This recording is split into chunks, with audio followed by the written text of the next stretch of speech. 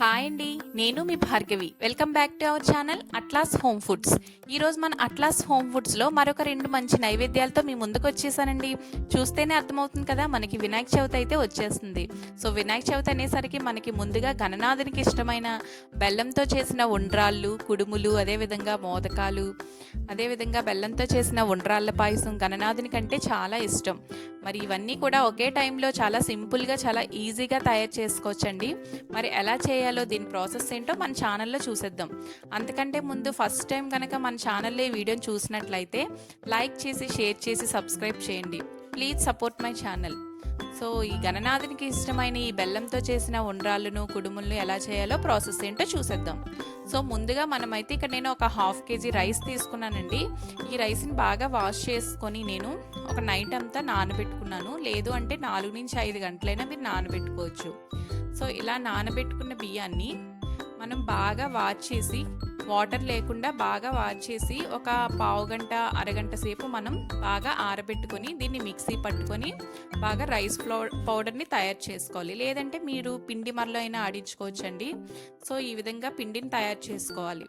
So next pan పెట్టుకొని stove on చేసి దీనిలో 1 కప్పు వాటరు, అదేవిధంగా 1 కప్పు బెల్లం పౌడరు, ఇక్కడ నేను కొంచెం కొబ్బరి తురుమును కూడా తీసుకున్నానండి. అదేవిధంగా ఒక పావు టీ స్పూన్ నెయ్యిని కూడా తీసుకొని బాగా కలుపుకొని ఒక పొంగు వచ్చేంత వరకు బాగా మరగపెట్టుకోవాలి. ఇక్కడ నేను కొలతలు 1 కప్పే తీసుకుంటున్నానండి. సో కొలతలు అనేది బాగా ఇంపార్టెంట్. ఇలా మరిగిన దాంట్లో మనం 1 కప్పు తడి బియ్యం పిండిని కూడా తీసుకొని బాగా కలుపుకోవాలి. మంట ఫ్లేమ్ అనేది తగ్గించుకోవాలండి. ఇలా ఉండలు లేకుండా బాగా కలుపుకొని మనకి పాన్కి సపరేట్ అయ్యేంత వరకు బాగా కలుపుకోవాలి. మంట ఫ్లేమ్ అనేది తగ్గించుకోవాలి, లేదంటే అడుగడుతుంది. సో ఇలా కలుపుకున్న తర్వాత ఫైనల్గా కొంచెం ఇలాచీ పౌడర్ కూడా వేసుకొని దీన్ని మొత్తం ఒక 5 to 10 మినిట్స్ వరకు బాగా ఉడికించుకోవాలి. ఇలా పాన్కి సపరేట్ అయ్యేంత వరకు కలుపుకొని ఈ బియ్యంతో చేసిన ఈ ముద్దను మనం తయారు చేసుకోవాలి. ఇలా కలుపుకున్న తర్వాత మనం చూడండి కొంచెం పాన్ కన్నా సపరేట్ అవుతుంది కదా. సో ఇది ఉడికిన తర్వాత మనం దీన్ని తీసుకొని చల్లారిన తర్వాత ఒక ప్లేట్లోకి ట్రాన్స్ఫర్ చేసుకోవాలి. ఇలా ట్రాన్స్ఫర్ చేసుకున్న ఈ ఉండ్రాళ్ళ ముద్దను మనం మొత్తం ఈ ఉండలు కడుతుంది కదండి. సో ఆ ఉండలు లేకుండా మనం చేతికి కొంచెం నెయ్యిని అప్లై చేసుకొని బాగా ముద్దలా చేసుకోవాలి. ఇలా చేసుకున్న తర్వాత ఈ ఉండ్రాళ్ళ ముద్దను మనం ఉండ్రాళ్ళలు అంటే మనం చూసాం కదండి, రౌండ్ బాల్స్ లాగా, అదేవిధంగా మనం కుడుముల్లా చేసుకుంటాం కదండి. సో కుడుముల షేప్లోను, అదేవిధంగా మనం మోదకాలు తయారు చేసుకుంటాం కదా, ఆ మోదకాల షేప్లోను, అలా వినాయకుడికి ఏమైతే ఇష్టమో మనం ఈ ముద్దతోనే అన్ని రకాల షేప్లు చేసుకోవచ్చండి. అలా చేసుకొని మనం అన్నిటిని కూడా పక్కన పెట్టుకోవాలి. అదేవిధంగా దీనిలో కొంచెం ముద్దను కూడా మనం సపరేట్ చేసుకొని మనం ఉండ్రాళ్ళ పాయసం కూడా తయారు చేస్తాం కాబట్టి దానిలోకి చిన్న ఉండ్రాలుగా తయారు చేసుకొని దీనిలోవే కొన్ని సపరేట్ చేసుకొని పక్కన పెట్టుకోవాలి. ఇలా మనకి కావాల్సిన షేప్లో అన్ని తయారు చేసుకొని పక్కన పెట్టుకొని ఉంచుకోవాలి. చూసారు కదండి, ఇక్కడ మోదకాల షేప్లోను, కుడుముల షేప్లోను, ఉండ్రాళ్ళ షేప్లోను తయారు చేసుకొని నేను పక్కన పెట్టుకున్నాను.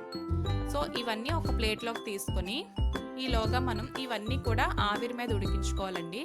సో ఇక్కడ నేను ఒక ఇడ్లీ స్టాండ్ని తీసుకొని దీనిలోని ప్లేట్ మీద ఒక చిన్న అరిటాకు వేసుకొని, లేదంటే మీరు నెయ్యినైనా అప్లై చేసుకొని ఈ కుడుములన్నిటిని కూడా ఒకదాని తర్వాత ఒకటి వేసి ఈ ప్లేట్లో స్టీమ్ పట్టించాలండి. అంటే ఆవిరి మీద ఉడికించుకోవాలి.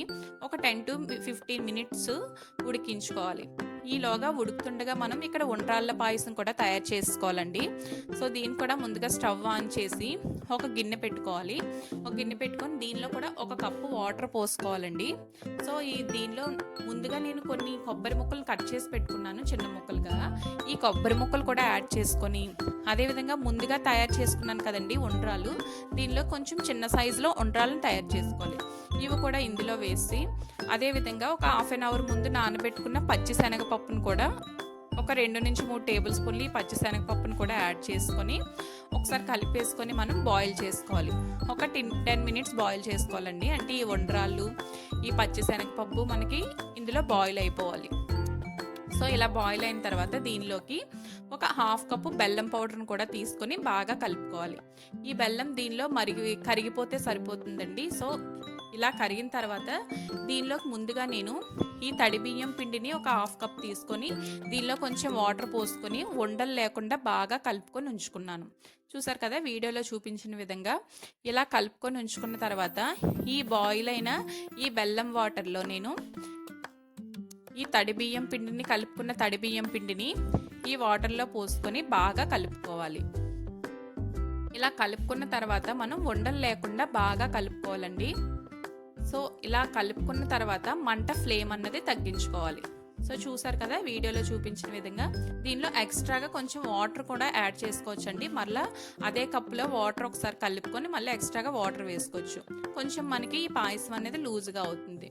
సో ఇలా కలుపుకున్న తర్వాత మనం మంట ఫ్లేమ్ అన్నది తగ్గించుకోవాలండి. తగ్గించుకొని ఒక 8 to 10 minutes మనం బాయిల్ చేసుకోవాలి. సో చూసారు కదండి మనకి ఇక్కడ ఉండ్రాల పాయసం అనేది బాగా ఉడుకుతుంది. ఫైనల్గా కొంచెం ఇలాచీ పౌడర్ కూడా వేసుకొని బాగా కలుపుకోవాలి. ఇలా కలుపుకున్న తర్వాత మనకి ఇక్కడ ఉండ్రాల పాయసం అనేది రెడీ అయిపోయింది. చూసారు కదా దీనిలో ఉండ్రాళ్ళు, పచ్చిశనగపప్పు, కొబ్బరి ముక్కలు బాగా ఉడికిపోయి ఈలోగా మనకి ఇక్కడ ముందుగా ఆవిరి పట్టించుకున్న ఈ బెల్లం ఉండ్రాళ్ళు, కుడుములు కూడా బాగా ఉడికిపోయాయండి. సో ఇక్కడ మనకి ఉండ్రాళ్ళ పాయసము అలాగే ఈ బెల్లంతో చేసుకున్న కుడుములు, ఉండ్రాళ్ళు మనకి అన్నీ కూడా ఒకసారి రెడీ అయిపోయాయి. సో ఇవేనండి బెల్లం కుడుములు, ఉండ్రాళ్ళు. మన గణనాథునికి ఎంతో ఇష్టమైన వినాయక చవితి పండుగ రోజుకు మీరు కూడా తయారు చేసి చాలా ఈజీగా తొందరగా ఒకే టైంలో తయారు చేసుకోవచ్చండి. సో మీరు కూడా ఈ నైవేద్యాలను దేవుడికి సమర్పించుకొని మనసారా దండం పెట్టుకొని అందరూ బాగుండాలని మనస్ఫూర్తిగా కోరుకుంటున్నానండి. సో అందరికీ కూడా వినాయక చవితి శుభాకాంక్షలు. సో మీరు కూడా ఒక్కసారి ట్రై చేసి ఎలా వచ్చాయో నాకు కూడా తెలియచేయండి. కామెంట్ సెక్షన్లో కామెంట్ చేయండి. Please support my channel. Thank you for watching.